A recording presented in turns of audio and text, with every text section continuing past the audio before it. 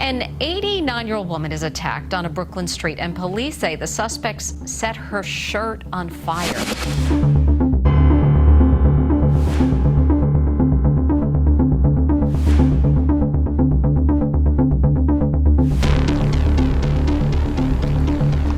Prior to our intervention, she didn't want to come forward.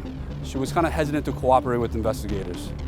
She had initially told the investigator she wasn't too sure about the identity or the description of the perpetrator. Having someone that speaks the language and is of your background makes it a little bit easier for them to feel comfortable with going through the facts.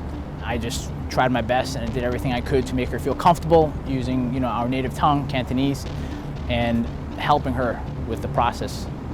When we got a chance to speak with her, she was very detailed in description and she was able to identify who was the one that assaulted her. That was a good break in the case, and that eventually led to an arrest.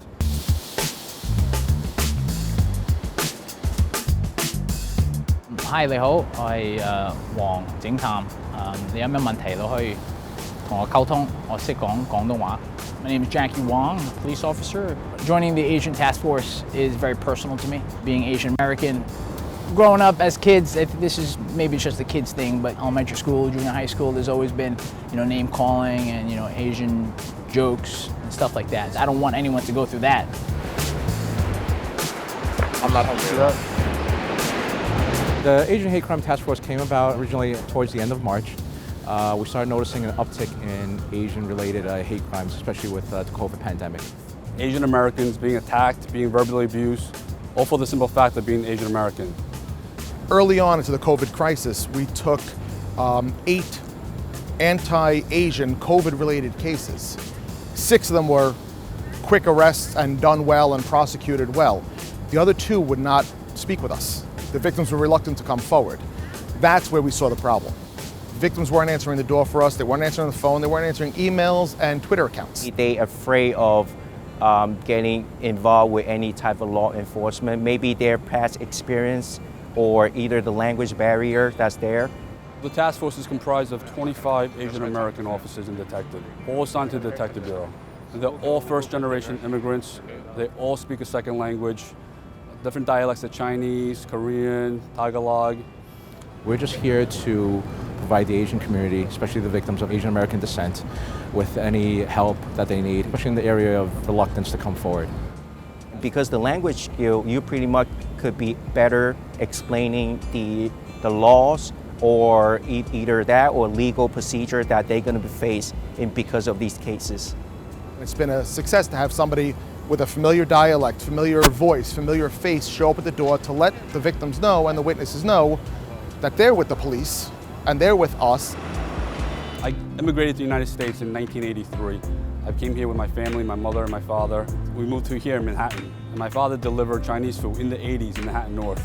When my father delivered Chinese food, sometimes I go with them because after school there was nothing for a kid like me to do back then. So he would take me on his basket in front and we would ride around Manhattan together. The 80s in New York City and delivering Chinese food, you're often a victim of robbery. Being that my family members were personal victims, that's something that really touched my heart, and that's why I take it personally. My parents used to own a restaurant. I helped do delivery. I was making delivery and they robbed me of my bicycle when I was around probably 17 years old. So when we look at all hate crimes, there's anti-Asian, anti-national origin, where they go back to your country kind of statements and all these horrendous statements. When we look at the COVID-related ones, it's those statements plus something about the virus. We shouldn't be targeted because of people's race or color or language or whatever background they are from. Traditionally, depending on which country you come from, I think there's a mistrust of the police in their home countries. There's also sometimes a sense of, well, the police aren't going to do anything, but that couldn't be further from the truth. We do want to look into every single case, so we do want people to come forward. There were many times my family were victims of crimes, and growing up, that made me want to become a police officer. I wanted to be in a position where I can protect my family and myself. I remember my mom always we don't live with her. She would always call us like, hey, are you home yet? My mom still tells me, oh, be careful. Every day, hey, be careful. Make sure you get home safe, So it's like a motherly thing, it's an Asian thing, I don't know. Growing up Chinese American, they want you to be a doctor or a lawyer or accountant or something like that.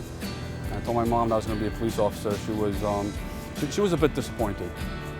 My father, not so much. He was proud. But now that 20 years gone by, she can't be any prouder.